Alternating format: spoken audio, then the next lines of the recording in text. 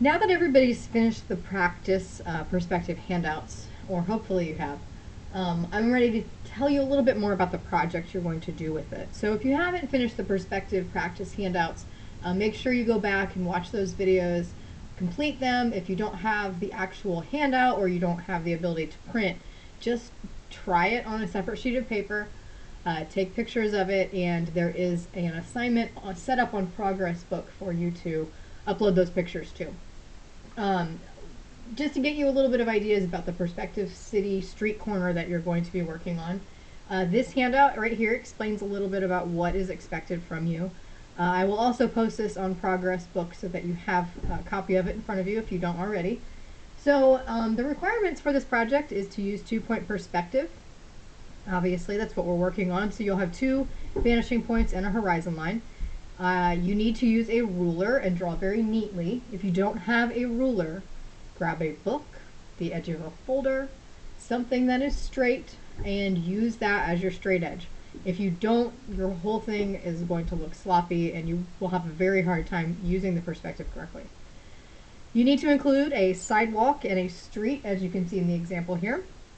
Also, I expect 8 or more buildings. They should all have different heights. So don't have 8 buildings that are all the exact same height going along the edge of your sidewalk. So you want to have some buildings off in the distance, as it shows here, that are a little bit taller to show some variety. You need to also have an alley or a driveway, and you can see that right here. There's a little alley here, so it's like you can see space between these 2 buildings. There's also over here. So that creates like a parking lot or something along those lines. If you want to make more of a driveway, you could change the way that your sidewalk looks, and we'll talk a little bit more about that in some coming videos here. You need to have doors and windows on all of your buildings, so every building should at least have a way to get into it. Some windows included. These buildings that are shown off in the distance here should have more on it than this example shows. This is just to show you a general idea of what you should have. You need to have bricks on at least 1 building. So you can see here, there are bricks included. So that's just going to make it look textured, give it a little bit more interest.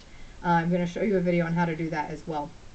You need to include a sign or a billboard. So most of your buildings should have details on them that show what kind of building they are, and a sign is a great way to do that. I will talk in another video about how to create a sign that is using that 2-point perspective. And I will also show you how to make a freestanding billboard as well, so you can make a choice about what you'd want to do with that.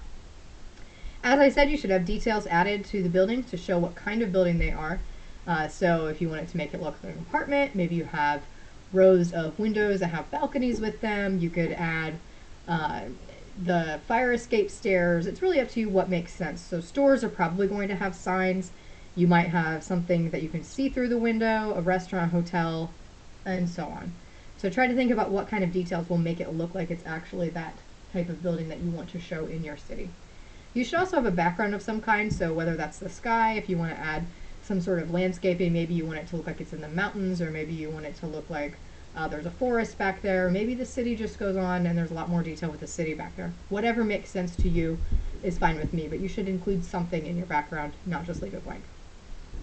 So just to point out some things on this example here, the buildings that are farther away have less detail because you're not going to be able to see them as well.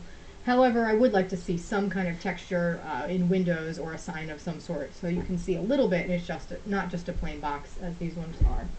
Also, as objects get farther away, they're smaller and closer together. So when you're making bricks or windows, those lines are going to look like they're closer together as they are farther away. The sidewalk, we'll talk about again in another video where the sidewalk, those squares get closer together as they go back. I mentioned the driveway or alley already, so you want to make sure you're leaving space between the buildings, and that shows it up there. The sidewalks and the curbs, as we will talk about, do have some thickness to them, so it's not just a 2-dimensional object, it is a 3-dimensional object. So I'm going to make a couple different videos here showing some of these different aspects, so that if you don't understand how to make something, or if you're having trouble with a certain one of these requirements, that will be available to you. I will be posting an assignment on Progress Book that will have this paper, as I said, and will also be the place where you will turn this in. If you're having issues with uploading a picture to the Progress Book assignment, it is most likely because your image file is too big, and there's a couple ways you can fix that.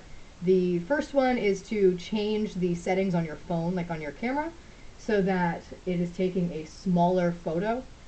If you can't figure that out, you could try to download a PDF scanner app, and that will change the file type to a PDF, which is usually a little bit smaller and easy to send.